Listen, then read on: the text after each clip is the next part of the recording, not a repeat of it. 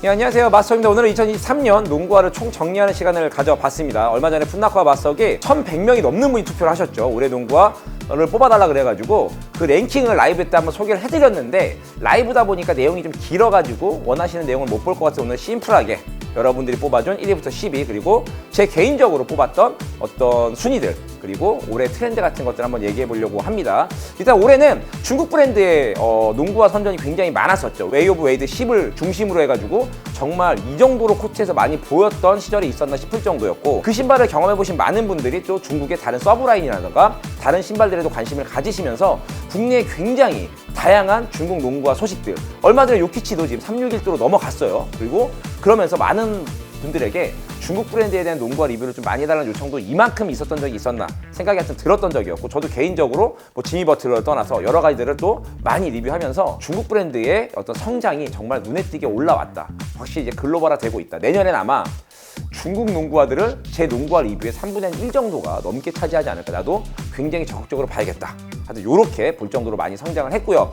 두 번째는 여전히 소프트하고 부드러운 농구화 쪽으로 계속 가는 경향이 있습니다. 사브리나 원이 굉장히 소프트함에도 불구하고 굉장히 큰 사랑을 받았고요. 그 외에도 조금 더 신발들이 좀 어떤 뒤틀림의 강한 녀석들보다는 좀 더 부드럽고 소프트한 느낌의 농구화들이 계속해서 가벼운 농구화들이 많이 출시가 됐었다. 그리고 세 번째 떠오르는 거는 코비 신발, 특히 헤일로가 얼마 전에 출시가 됐는데 매년마다 코비가 이제 나올 때마다 재생산 나올 때마다 당연히 코비 5, 뭐 코비 6 엄청난 사랑을 받았었는데 이번 헤일로만큼은 많은 분들이 물론 구매하거나 경험하기 어려웠던 것도 있긴 했었지만 올해 농구화 순위에서 굉장히 보이지 않을 정도로 없어졌다. 예전에 사실 그 모델이 그렇게 인기가 많았던 모델은 아니었거든요.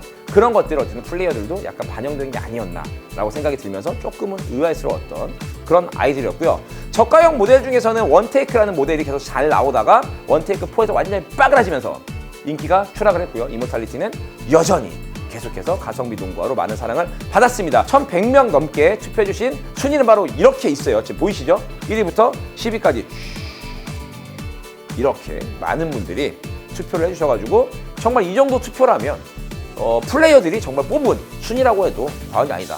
준프릭이 1등을 했고요. 이런 식으로 쭉 나왔습니다. 개인적으로는 저와 좀 달랐던 의견이 뭐였냐면 아까 초반에 얘기한 것처럼 저는 사브리나 1이라던가 그리고 웨이 오브 웨이드 10을 훨씬 더 높은 위치에 줬지 않았을까라고 생각을 했었는데 어쨌든 많은 분들은 이게 경험을 또 해야 되지 않습니까? 판매량에도 비례한다고 좀 생각을 해요. 그래서 아까 얘기한 중국 브랜드가 좀 가격이 세고 사브리나 같은 경우는 유니섹스로 나왔지만 사이즈가 좀 구하기 어려웠고 그러다 보니까 그래도 조금은 경험을 많이 할 수 있었던 모델들 위주로 순위가 아무래도 선정이 되지 않았나 생각을 해봤습니다.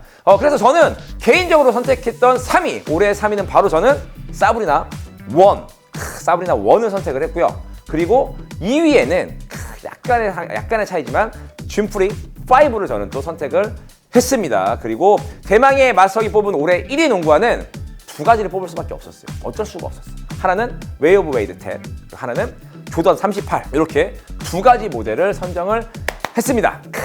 올해 조금 다른 해보다 리뷰를 조금 못하긴 했지만 프리뷰를 통해서 또 여러 번 더 신발을 많이 소개해드렸고요. 어쨌든 1년 내내 전반적으로 뭐 주마등처럼 스쳐 지나갑니다. 이 시간이 오면은 내가 이 신발을 신었을 때 어떤 코트에서 어떤 날씨에 신었었지 뭐 이때는 어땠었어 어떤 옷을 입고 있었고 저에게 농구화 같은 농구화의 리뷰는 약간 일기장 같은 그런 느낌인데 그런 거 쫙 주변 스쳐가는데 어쨌든 올해는 많은 분들이 입으로 또 주변에서 또 코트에서 이 두 가지 모델을 가장 많이 신지 않았나 생각을 합니다. 특히나 조던 38 같은 경우는 초반에 나왔을 때 물론 저도 좋은 평가를 했지만 그렇게 인기가 많이 있진 않았어요. 왜냐면 가격대가 있으니까. 근데 지금 와서 제 주변에 보면은 물론 세일도 하고 모두해서 38이 정말 몇 가지 컬러를 갖고 계신 분들이 주변에 굉장히 많습니다. 그분들이 공통적으로 한 얘기는 뭐냐면 굉장히 편하다. 편해. 어디 모나지가 않고 그냥 신으면 너무 편해. 그냥 뭐 접지도 좋고 쿠션도 좋고 다 좋아.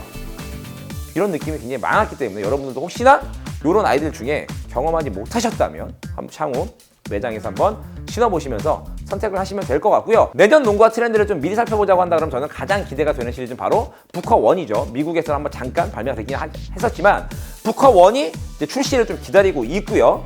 그리고 나서는 이제 원테이크 5도 모습을 공개를 했습니다. 이 두 가지 녀석의 모습을 봤을 때 느낌이 뭐냐면 원테이크 5도 굉장히 약간 스케이트보드랑 일상화의 느낌이 나올 정도의 어떤 디자인을 가져가고 질감을 가져가고 있고요. 부카1 같은 경우는 뭐 계속해서 부카1 스토리에 나오는 것처럼 나는 뭐 에어포스 1, 올드한 나의 어떤 자동차들과 약간 클래식한 느낌을 좋아하면서 굉장히 뭐 데일리 슈즈로도 실을 수 있을 만큼의 농구화들이 나오고 있어요. 이런 것들을 봤을 때 아마 내년에 농구화 시장은 좀 더 스니커즈와 농구의 어떤 구분이 없는 약간은 겸용으로 신을 수 있는 디자인과 소재들을 조금 더 쓰지 않을까라는 말도 안 되는 이런 얘기를 또 한번 해보고 있고요.